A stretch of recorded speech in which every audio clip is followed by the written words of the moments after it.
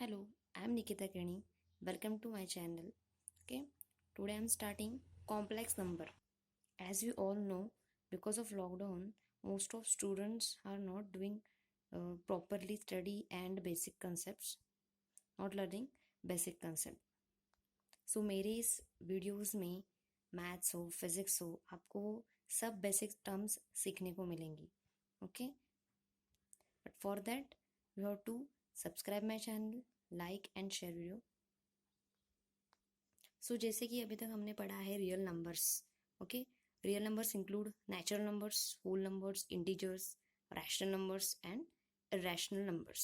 Okay, we all know about content of natural numbers starting from 1 to infinity, whole numbers starting from 0 to infinity, integers means positive and negative integers. Okay, rational numbers which are expressed in or which can be expressed in p by q form, irrational numbers. Also we have idea about standard form of linear equations. क्या है standard form of linear equation? Is ax plus by plus c is equal to 0. Okay, ax plus by plus c is equal to 0. Here a, b and c are the real numbers, coefficients of equation, and x and y are variables. Okay, so x and y values are changeable. 10th standard में हम लोग ये पढ़ लिया है linear equations and quadratic equation in both state and CBSE boards. Similarly, standard form of quadratic equation is ax square plus bx plus c is equal to 0. Notice both equations. Ax square plus bx plus c is quadratic equation and ax plus by plus c is a linear equation. So here also a, b, c are the real numbers and only x is one variable in this equation. So in 10th standard we have studied how to solve linear equation by using substitution method, elimination method, cross multiplication method, reduction method. Okay, also we have studied how to solve or how to find solution of quadratic equations. तो हम लोग quadratic equation कैसे solve करते थे? तो हम लोग square method use करते थे, फैक्टराइजेशन करते थे, फैक्टर मेथड यूज करते थे, and one more is formula method. Okay, so ये तीन मेथड्स यूज करके हम लोग क्वाड्रेटिक इक्वेशन का सॉल्यूशन निकालते थे. सो ये हुआ हमारा बेसिक पार्ट. तो हम लोग अभी आगे बढ़ते हैं. So if suppose one quadratic equation is given and we have to find the solution of that quadratic equation.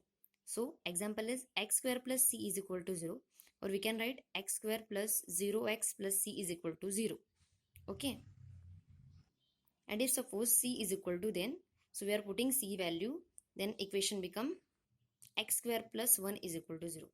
अभी तो ये इक्वेशन हमें दिखने में बहुत इजी लग रहा है. सो वी आर कंसिडरिंग या this is very simple solution, we can find out this solution easily and immediately.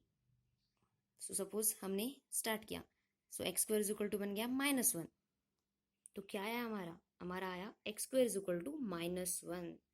So remember one thing, as we all know, square of any integer which is positive or negative, square is always a positive real number.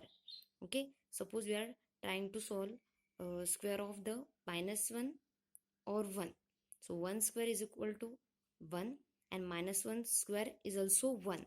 It means suppose कोई negative integer का भी हम लोग square ले रहे हैं, negative real number का भी हम लोग कुछ स्क्वायर ले रहे हैं, तो उसका आंसर क्या आता है? 1 ही आता है, लाइक दिस. ओके, -1 का स्क्वायर लिया और एनी नेगेटिव इंटीजर का स्क्वायर लिया, वो भी 1 आ रहा है, और पॉजिटिव इंटीजर का स्क्वायर लिया तो भी 1 आ रहा है. इट मीन्स हम लोग कोई भी रियल नंबर का स्क्वायर कर रहे हैं, वो माइनस हो और प्लस हो, it is always a real number. But हमारे केस में x square is equal to -1 आ रहा है, विच इज इनवैलिड. सो जब मैथमेटिशियन लोग स्टडी कर रहे थे तो उनको भी यही प्रॉब्लम, सेम प्रॉब्लम फेस करना पड़ा. सो उन्होंने यहाँ तक स्टडी कर लिया और फिर वो लोग थिंकिंग करने लगे कि इससे आगे स्टेप हम लोग क्या लेंगे. कोई वेरिएबल का स्क्वायर -1 तो हो नहीं सकता, तो हम लोग उसको क्या सॉल्व करेंगे, उसको क्या कंसिडर करेंगे. तो उन्होंने नेक्स्ट स्टेप सॉल्व किया. जनरली हम लोग जैसा स्क्वायर निकालते हैं वैसे एक्स का स्क्वायर रूट लिया, एक्स स्क्वायर का स्क्वायर रूट लिया, x is equal to +-1 sign, and this whole term square root में लिख दिया अंडर रूट ऑफ -1, एंड इस टर्म को अंडर रूट ऑफ -1 टर्म को एक पर्टिकुलर नेम दिया गया, and that under root of -1 is then called imaginary unit और इमेजिनरी नंबर।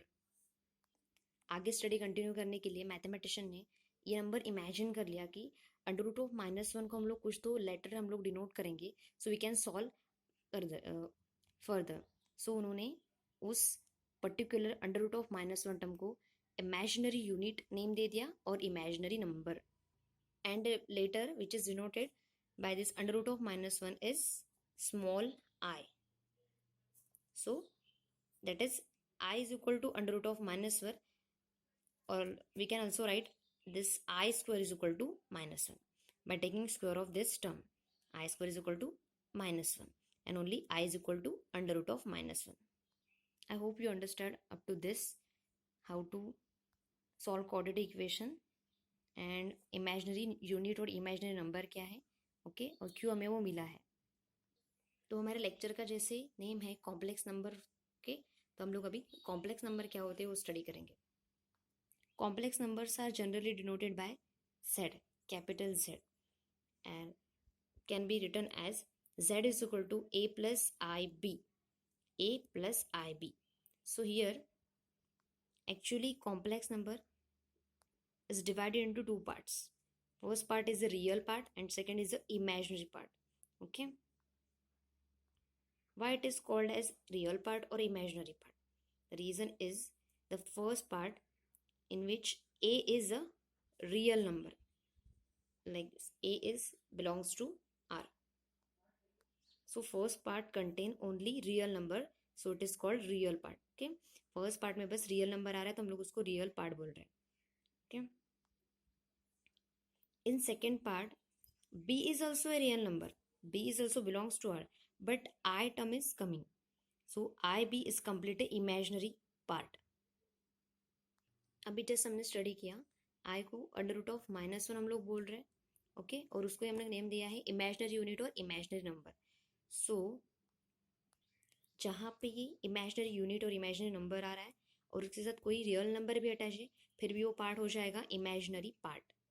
ओके, तो समझा आपको कॉम्प्लेक्स नंबर्स दो पार्ट में डिवाइड होता है, एक ही real part which contain only real numbers, second is imaginary part. Okay, and B is also real number with imaginary number. तो अभी हम लोग रियल पार्ट को कैसे लिखते हैं वो देखेंगे। So real part of Z, in short we can write REZ। So क्या है real part? A is the real part, so real part of Z is A।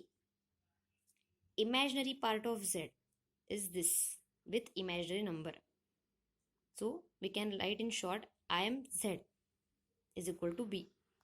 So real part of Z is A and imaginary part of Z is B. चलो example से ज़रा ज़्यादा समझते हैं।